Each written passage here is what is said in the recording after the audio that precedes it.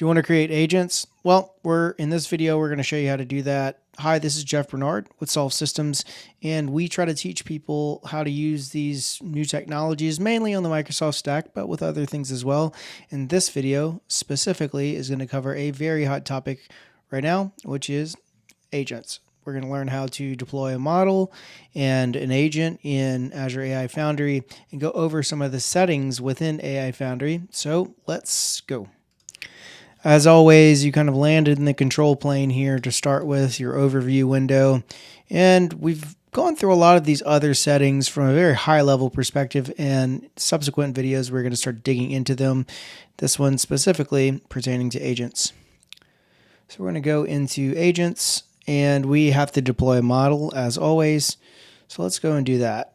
I have been using the nano models. They've been working pretty well for what I've tried to do. These are a little bit of, last generation models, but they work pretty well. So it's going to pick a place to deploy this to and a deployment name. We'll hit deploy. It'll take a second, and then it automatically is going to create an agent. So agent 272. So we click into there and we can see a few things happening. One thing you definitely need to understand is threads. Threads is pretty interesting because it's going to really go through the chain of what's happening with the agent, and it'll show you tool calls and all these different steps it took, which is definitely helpful to start tuning this. So let's take some other steps here, and we'll go to agent ID. All of these things are how you can create them basically with the API and how you identify them. You can change their names here. You can select the deployment that they have. You can give instructions right here, right? So agent description, you give it, basically who it is, what it does there. And then what's very interesting is you have the ability to add knowledge to this. Now, this is really when it starts tapping into all of Microsoft services. You have local file uploads, Azure AI Search, Fabric, SharePoint, grounding with Bing Search, grounding with Bing Custom, TripAdvisor, Morningstar, right? So you got some initial tooling that you can add to it. So if you want to create a customer service agent or something on specific data, right, you can start doing that here. Actions. This is where it really gets like its arms and legs, if you will. You have a code interpreter, so you can, read and interpret information from data sets. You can call APIs. You can call logic apps, one of my favorite things, Azure functions, and custom functions. The two things that make this very compelling to me is the logic apps and then the Azure function. You can also add other agents to this. So you can start making loops of agents, which is cool because then you can hand off things between them. And as you see, we don't have anything there yet, but you could add one there if you wanted. And then you have your model settings down here, which allows you to get your temperature, your randomness, and all of these things. And then your top P, similar to temperature, but controls around randomness using a different method. So these are all ways to control your agent. And so let's see, let's try to do something. Let's give it a piece of data and see sort of how this thing works. We're going to click the local file upload and just upload a file. So you can create a new vector store. And what's cool is you can create this right from the agent. And this can all obviously be done programmatically. So you can run your entire backend for your product through here if you're wanting to build a product with agents that are as part of it. These are all the file types, which is important, right? You don't see like Excel here. You could probably convert Excel to something else, text or something like, comma, a CSV or something like that, and get that in here. But we're just going to upload a local file for right now. All right, so I chose basically a real estate comparison between a few properties in Houston, Texas, and this used to all take quite a bit of time to set up, right? But now you're able to create a vector store, upload a file, and test this out like immediately, which is a huge efficiency gain. So we'll give it some instructions. Analyze these real estate comps.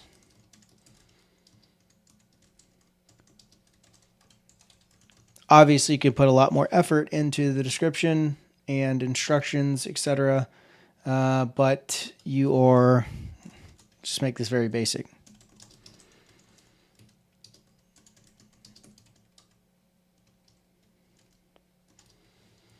And all right, so we have our instructions and then we have our description. Now let's go try it in a playground.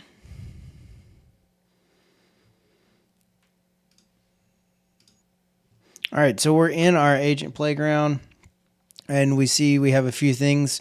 Again, what I really like about Foundry is you have these code views, which make it super helpful to start integrating this with your services.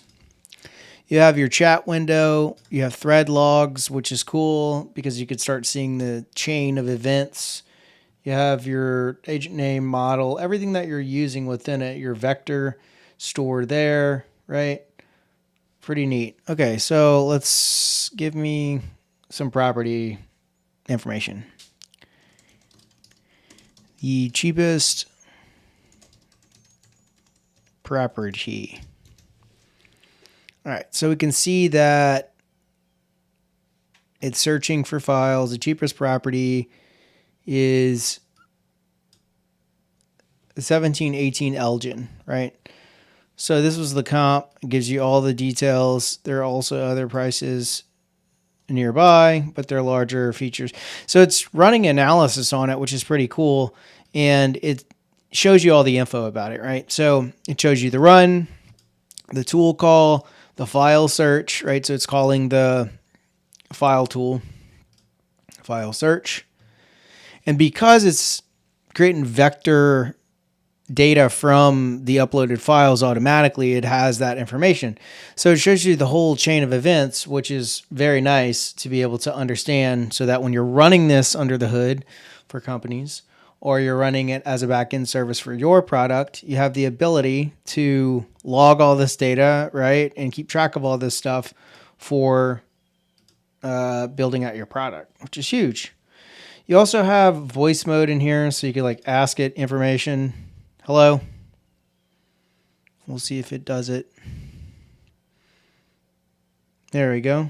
You can see it's responding. And then,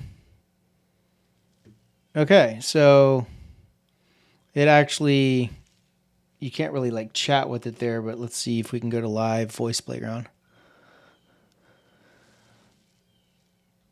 Yeah, so it just kicks you back into that screen. So we'll stay in agents. And it's cool to kind of discover all these things together.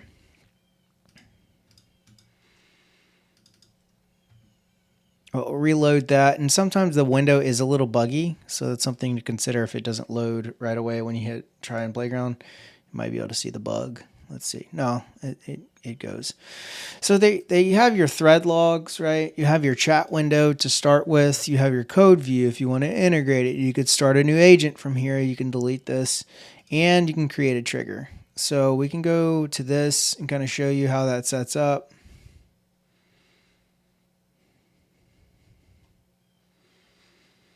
And this will kick you into other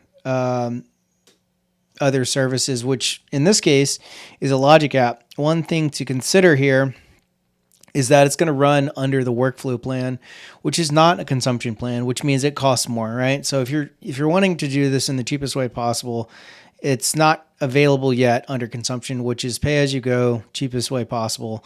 You pay for workflow instance here, which is like $150 a month ish, but you get this connectivity, seamless connectivity between Azure AI Foundry agents and logic apps to be able to call other tools and services and like anything basically that connects to logic apps, which is pretty sweet.